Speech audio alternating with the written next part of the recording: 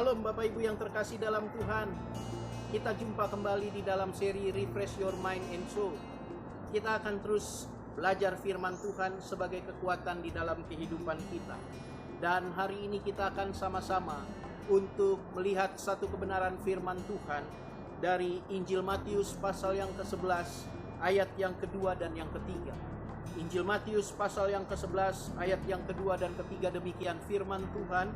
Di dalam penjara Yohanes mendengar tentang pekerjaan Kristus, lalu menyuruh murid-muridnya bertanya kepadanya, "Engkaukah yang akan datang itu, atau haruskah kami menantikan orang lain?" Bapak Ibu yang terkasih dalam Tuhan, waktu saya membaca kisah ini, saya sempat terkejut karena di dalam kisah ini diceritakan satu orang tokoh, yaitu Yohanes Pembaptis. Kita sama-sama tahu bahwa di dalam kitab suci diberitahukan bahwa Yohanes Pembaptis bukanlah sekedar orang biasa.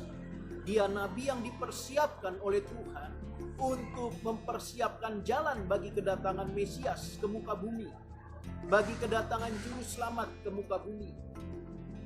Di dalam kisah yang lain, sebelum Tuhan Yesus memulai pekerjaannya, terjadi pembaptisan yang dilakukan oleh Yohanes Pembaptis kepada Yesus.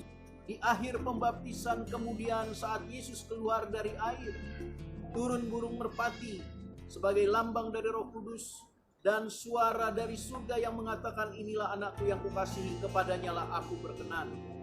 Semua kejadian ini menunjukkan bahwa Yesuslah Mesias yang dijanjikan itu, dan Yohanes menyadarinya.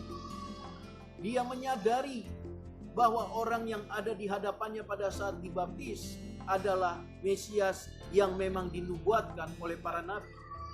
Sampai Yohanes pada saat itu mengatakan kepada murid-muridnya untuk mengikuti dia. Tetapi di dalam kisah ini dikatakan Yohanes menyuruh murid-muridnya untuk bertanya kepada Yesus, apakah dia yang dijanjikan itu atau mereka harus menunggu yang lain.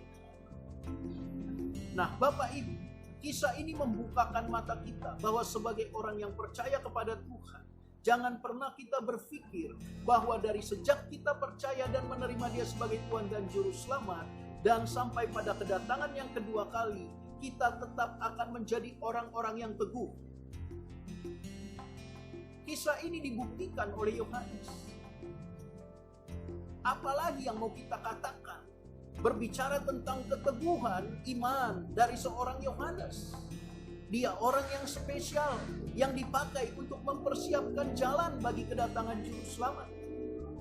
Tetapi jika dikatakan dari dalam penjara, Yohanes menyuruh murid-muridnya untuk menanyakan apakah Yesus orang yang dijanjikan itu. Jadi Bapak Ibu yang terkasih, kata di dalam di ayat yang kedua di dalam penjara menunjukkan kepada kita satu kondisi yang tidak nyaman bagi Yohanes pada saat dia menyuruh murid-muridnya untuk bertanya kepada Yesus. Begitupun dengan kehidupan kita. Tantangan, pergumulan hidup, beban, masalah yang kita hadapi di dalam dunia ini kadangkala menjadi penjara dalam tanda kutip dalam kehidupan kita. Menjadi satu keadaan yang tidak nyaman bagi kita, yang merongrong iman percaya kita kepada Tuhan, bahkan sampai membuat kita meragukannya, dan yang terburuk adalah kita meninggalkannya. Itu sebabnya sebagai hamba Tuhan saya mau mengatakan kepada Bapak Ibu sekalian, mari perteguh iman kita kepada Tuhan.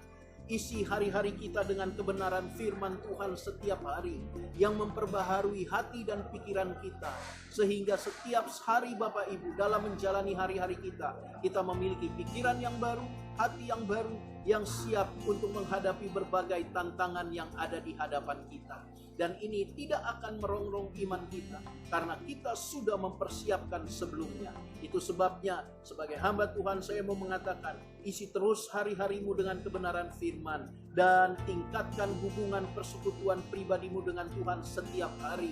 Dan pastikan bahwa hal itu akan membuat kita menjadi orang-orang yang teguh di dalam Tuhan. Apapun yang Tuhan izinkan terjadi tidak akan membuat kita meragukannya. Dan itu juga dapat menjadi satu perisai iman.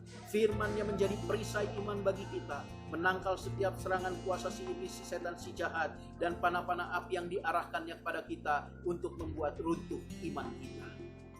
Bapak Ibu yang terkasih dalam Tuhan, mari teruslah untuk tetap mengandalkan Tuhan dalam kehidupan.